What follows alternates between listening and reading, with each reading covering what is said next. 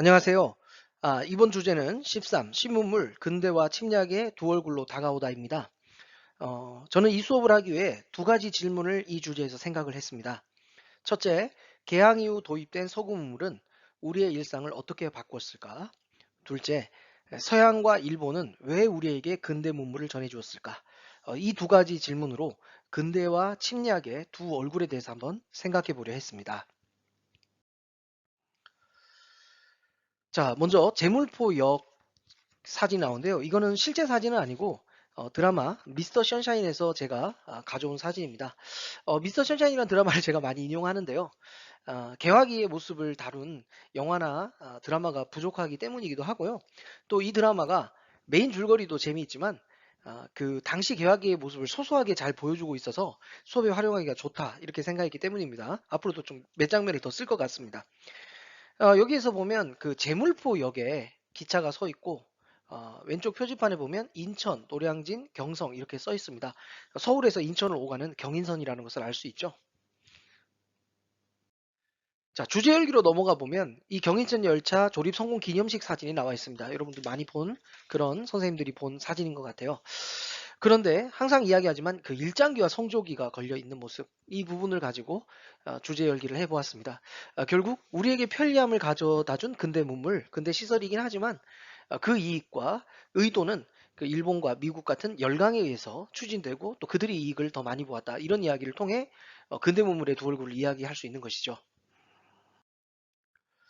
자, 첫 번째 소주제에서는 근대 문물을 다루는데요. 여기서는 소주제를 크게 근대 문물과 근대 시설로 다뤘습니다. 그래서 먼저 근대 문물은 의식주 생활을 비롯한 그 생활 문화에 대한 이야기를 먼저 다룬 것이죠. 쭉 서술이 되어 있고요. 먼저 미스터 션샤인 드라마에서 한 부분을 따왔는데요. 커피를 호텔에서 즐기는 모습입니다. 우리나라의 지금 현재 커피 소비량은 세계 6위라고 하죠. 어마어마한 양입니다. 인구나 그 국가의 크기에 비해서. 왜 우리나라 사람들은 이렇게 커피를 좋아할까요? 그리고 이렇게 커피를 즐기기 시작한 것은 언제부터였을까요? 이런 일화들을 학생들과 이야기하면 학생들이 조금 재미있어 하지 않을까 그렇게 생각을 했고요. 이건 짜장면을 먹는 장면이죠. 청나라 군대가 이모군란 때 우리나라에 들어오면서 청나라 상인들이 우리나라에 자리를 잡게 되었고 이후에 짜장면이 도입되었습니다. 짜장면은 이제 우리 생활 문화의 식생활에 빼놓을 수 없는 그런 음식이 되었죠. 만만하면 짜장면을 우리 먹지 않습니까? 과연 그때의 짜장면과 지금 짜장면은 같은 짜장면일까? 그리고 왜 이렇게 우리는 짜장면을 즐기게 되었을까? 역시 이런 이야기들도 재미있게 풀어낼 수 있을 것 같습니다. 이 장면은 양복점 앞에 사람들의 모습을 그려냈는데요. 여기 보면 테라 양복점이라는 현판이 있죠. 그리고 멀리 보면 이 명동성당이 컴퓨터 그래픽으로 처리가 되어 있습니다. 과연 그 당시 사람들이 양복을 입고 단발을 하는 사람들을 봤을 때 어떤 생각을 했을까? 그리고 저 높게 우뚝 선 명동성당의 모습을 보고 어떤 감정을 가졌을까? 이런 상상을 학생들과 해볼 수 있을 것 같습니다. 자, 다음으로 근대 시설입니다. 소주제 2는 근대 시설은 의료, 통신, 교통 등 생활에 편리함을 가져다 준 인프라에 관련한 것입니다. 다른 드라마를 한번 가져와 봤습니다. 약 10년 전쯤에 SBS에서 방영된 재중원이라는 드라마죠. 우리나라 최초의 병원은 광해원입니다. 그런데 사실 그 공사를 하고 개장을 하는 도중에 이름이 재중원으로 바뀌어서 당시 사람들은 광해원이라는 이름은 들어보지 못했을 것 같아요. 대신 재중원으로 알려졌을 것 같습니다. 그래서 이 드라마 이름이 재중원이 되었고요. 이 재중원에는 당시에 개화기에 재밌는 일화들이 많아요. 드라마가 오래돼서 그런지 유튜브에 좀 공개가 되어 있는 것 같습니다. 한번 보시고 필요한 장면을 활용하는 것도 괜찮을 것 같아요. 미스터 션샤인에는 전차가 다니는 장면과 전등이 밝혀지는 점등식 장면이 초기에 나오고 있습니다. 전차, 전등 이런 근대 시설의 가설과 관련해서는 역시 이 장면을 활용해도 좋을 것 같습니다. 그 외에도 역사 채널이나 지식 채널을 보면 근대 전차라든지 전등이라든지 전화와 관련된 다양한 컨텐츠들을 얻을 수 있으니 한번 활용해 보시는 것도 좋을 것 같습니다. 관련해서 인물톡톡에 전보 한 장에 목숨을 건진 청년이라는 일화가 나옵니다. 을미사변으로 격분해 있었던 시기 조선인으로 위장한 일본 상인을 살해한 혐의로 사형 선고를 받았던 청년 김창수의 이야기죠.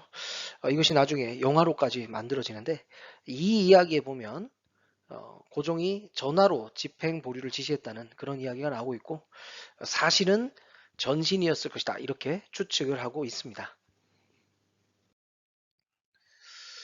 다음 장면은 그 미스터 선샤인에서 친일파 이완익이 고종의 스승이자 위정척사파의 거두였던 고사홍의 집을 때려 부수는 장면입니다. 명분은 이곳에 기찻길이 난다 이런 것이었거든요. 드라마를 보면서 너무 심하다 저런 것이 당시에 가능했을까라고 생각한 학생들도 있었을 텐데요. 실제로 이것은 그 안동의 명문 고택 임천각 그러니까 석주 이상용 가문의 고택이죠. 이상용 선생은 대한민국 임시정부에서 국무령까지 지내신 아주 유명한 분 아닙니까? 근데 그 집이 원래 99간의 큰 집이었는데 그 중간에 기찻길이 나면서 지금은 반으로 줄어들어 버렸습니다. 그 이야기를 모티브로 한 것이죠. 당시 우리나라 사람들이 그 철도를 어떤 시선으로 바라봤을까? 이런 것들을 학생들과 이야기할 수 있을 것 같아요.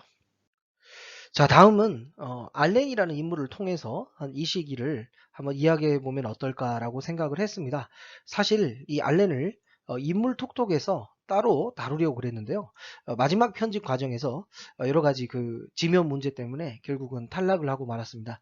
잘 아시다시피 알렌은 의사이자 기독교 선교사로서 갑신정변 때 민영익을 치료해 주는 등 어떻게 보면 굉장히 사랑을 실천하는 어떤 그런 종교의 모습으로 우리나라에 다가왔습니다. 또 이것 때문에 초대 광해원, 그러니까 제중원의 원장까지도 맡을 수 있었죠. 하지만 이후 알렌은 귀국했다가 돌아와서는 미국 공사가 되어서 외교관으로서 활약을 했습니다.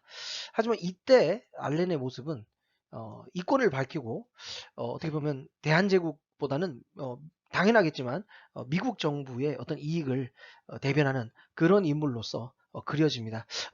제국주의의 어떤 천명 모습을 한 것이죠. 과연 이런 알렌이 진짜 모습이었을까? 아니면 저런 알렌이 진짜 모습이었을까? 아니면 이런 알렌이 이렇게 변한 것일까? 여러 가지 이야기를 하면서 당시 외국 세력이 우리나라에 어떤 모습으로 들어왔는지 이야기를 나눌 수 있을 것 같아서 이 인물을 말씀드리게 되었습니다.